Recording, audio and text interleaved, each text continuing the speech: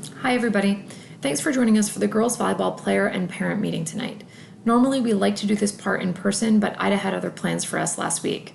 I really look forward to meeting everybody as the matches progress this season. Let's get started. My name is Jessica Gadaletta. I'm a teacher at St. John Vianney High School, and alongside my husband Brian Gadaletta, we coach the girls varsity volleyball team. My husband is also an educator at Freehold Borough High School. The JV team is coached by Kylie Preston and Nicolette Cooper, both of whom are teachers at St. John Vianney. And our freshman program is headed up by Rob Halsey. He's a physical education teacher at St. John's. You can see our contact information listed below our names. In terms of our communication protocol, we always ask that parents wait 24 hours before firing off an email after a contest. Sometimes in the heat of competition, tempers can flare and emotions can run high, so we just ask that you don't approach coaches directly after a match. We like a 24-hour cooling off period, and then we're happy to answer your questions. Ideally, we'd want you to contact your child-specific coach first, as they work with your child every day and can answer your questions quickly and accurately. If you contact your child's coach and can't get a response, please feel free to reach out to me, Jessica Gadaletta. I'm happy to answer any questions as the head coach of the program. And finally, if I can't answer your questions, I can direct you to somebody who can. That would be our athletic director, Michael Alberg. You can see his contact information in the gray box below. Please don't hesitate to reach out to us with any questions or concerns or comments or feedback that you have. In terms of our schedule, this year we're hoping for a little more stability than we had last year, but COVID is still sort of hanging over our season and we have to be flexible. In order to communicate schedules as accurately and quickly as possible, we like to update our team website frequently throughout the week. You can see the URL for our website listed below. It's also linked in the signature of emails that come from the SJVHS Volleyball Gmail account. On our team website, you'll be able to see a practice schedule. It's a complete calendar month view with all matches up through October, as well as practices. As soon as the states and Shore Conference tournament schedules come out, we'll update those on the website as well. On the homepage, on Sundays, we post a week ahead preview. This is a day-by-day breakdown for all 3 levels of the program, so you can see exactly where your child needs to be each day. In terms of the match schedule, varsity and JV schedule is combined on the Varsity JV Match Schedule tab. Mostly, varsity and JV will travel together, although there are some Saturday matches that are varsity only, so just please make sure that you check the column to see which teams are competing on which days. The freshman schedule is separate because they really compete on a complete opposite timetable that the varsity and the JV do.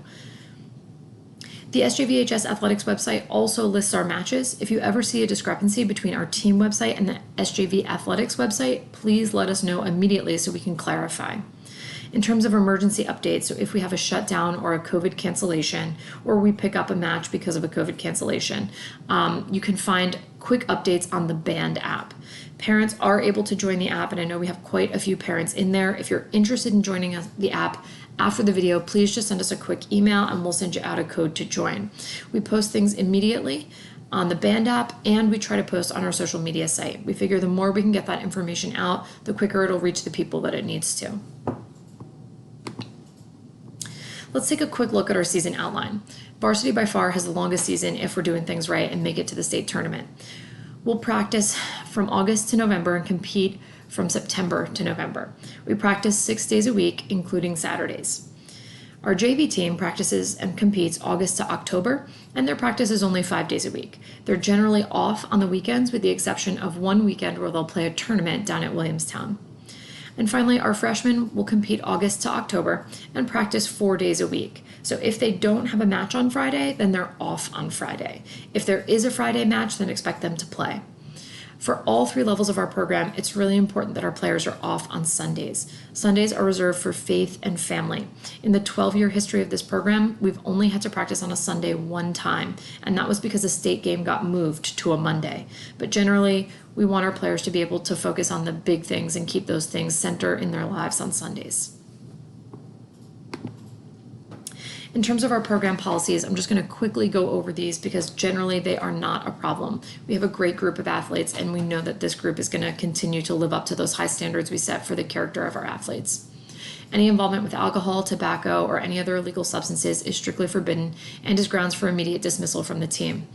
Inappropriate language in person and online will not be tolerated. If a player uses this type of language, she could be suspended from a match, and continual violations could result in dismissal from the team. We also like our players to keep their emotions in check on the court. Any outward displays of anger and frustration will not be tolerated. We can't afford to lose our emotional composure while we compete. And finally, in terms of social media, players have to understand that their online presence is a reflection of them and a reflection of our program. Regardless of whether or not they think an account is private, consider all social media public. Negative comments, taunting, berating, baiting, or bullying will not be tolerated in person or online and could result in your dismissal from the team. Academics are paramount for us. We are all educators and we hold our students to high academic standards. Players on this team are student athletes first, and we really emphasize the student part. Players are expected to maintain high standards in both the gym and the classroom. Players whose grades fall below a C average in any subject will be placed into our inter-team tutoring program. This way, we'll pair you off with a student from the team who's doing well in the course or has taken the course successfully in the past. You'll meet with your tutor a few times a week depending on what your grade is. So if it's a C, once a week. Not a C. If it's a C minus, once a week. D, twice a week. F, 3 times a week. Tutoring will continue until you reach that C threshold. If you fail to meet your tutoring obligations for a week, so if you miss a tutoring session, then you could be held out of a match that week. Grades are reviewed by the coaching staff every Sunday, and tutoring schedules are set for the following week. So if you need tutoring, we will reach out to you and we'll pair you with somebody that can help you succeed in your class. In terms of our practice policy, all practices are mandatory unless otherwise specified by a coach. Sometimes we will have an optional practice, maybe on a weekend, or if we have a week with no matches like we had last week, we threw an optional one in there. If you cannot attend practice, you must email or message your coach in band before the start of the practice. Coaches spend a lot of time planning valuable practices, so if you don't let us know that you're not going to be there, it could throw off our practice plan for the day. Practices will start on time, so be early. Volleyball is a sport that requires a lot of setup. We expect everybody to contribute with setting up the net and breaking equipment down. We teach our players that they have to sweep the sheds. So please make sure you get there early and that you come ready to play. Failure to attend practice will negatively impact playing time in matches. You have to remember that even if you have an excused absence, there's somebody who's at that practice working hard and earning time. And we also ask at practice that you wear your SJV colors: black, white, gray, and gold. It's about pride. You can see in the table below our absence policy. So if you have an excused absence, this would be something like a fixed academic priority, like an SAT or college interview. An excused absence would be anything related to, sort of faith. So if you have a wedding, a baptism, a communion, right? And certain family obligations. A few years ago, we had a player whose grandmother had her 100th birthday. We're not going to ask players to miss that for sports. We know how to keep things in perspective. So if you have an excused absence, there is no penalty. Every player gets one unexcused absence a season with no penalty. After that, an unexcused absence means you're going to sit a game. So if you have excessive absence, you could be dismissed from the team. So just be mindful and be present, right? We want to create an environment where you want to be at practice.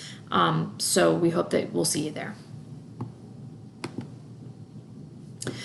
In terms of matches and playing time, there are different policies depending on what level your child is playing at in the program. For freshmen, all eligible players will enter into every match all season long. Eligibility has to do with coming prepared with your uniform that day, meeting your academic obligations in the classroom, being in good standing in terms of your absences from practice, things like that. For junior varsity, all eligible players will enter into every match in the front half of our divisional schedule. So we're going to loop our divisional schedule. We'll play everybody in the division once, and then we'll swap and play them again in the back half. In the back half of that schedule, playing time is determined by merit.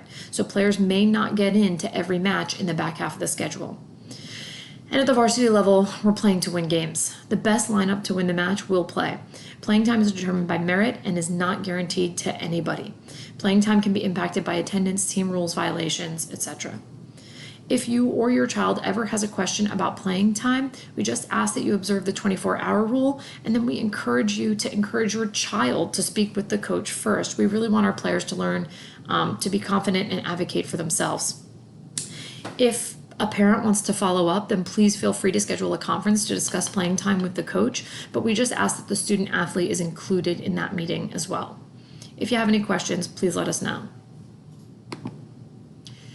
And here's where things get a bit tricky. So the COVID protocols. Players that played last season know that we were all sort of off kilter and off balance last season playing in the spring when athletes were playing multiple sports and things like that. So far, knock on wood, things are going pretty good. In 2020 and 2021, I am so proud to say that girls and boys varsity volleyball set the gold standard for COVID safety at St. John Vianney High School.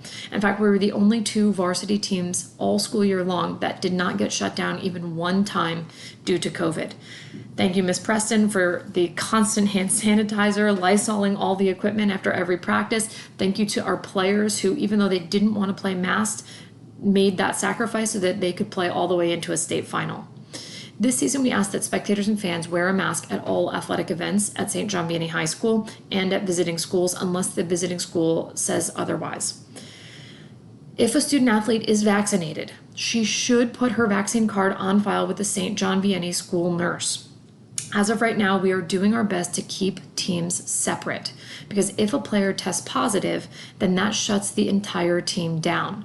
Now, if you are a vaccinated player on that team who's got your card on file, you do not have to shut down if you are not experiencing symptoms. So it's really important that you get that card on file. Unvaccinated players have to wait 5 days after their last contact with the team and then get a PCR test. If that PCR test comes back negative 3 days later, it takes about a week, but they can be cleared by submitting the negative test and a note from their doctor. Like I said, we're doing our best to keep the teams separate this year because we don't want one level closing down another level of the program. That means busing has gotten a little bit complicated. Varsity only events will have a bus. So if it's varsity only, we will provide a bus there and back for our players. JV and varsity events will have a single bus, which means the teams will be mixed. But this year we're making an exception and allowing varsity players to drive to away events. Last year our varsity team did not have a bus at all, so this is kind of keeping in line with what we did last year.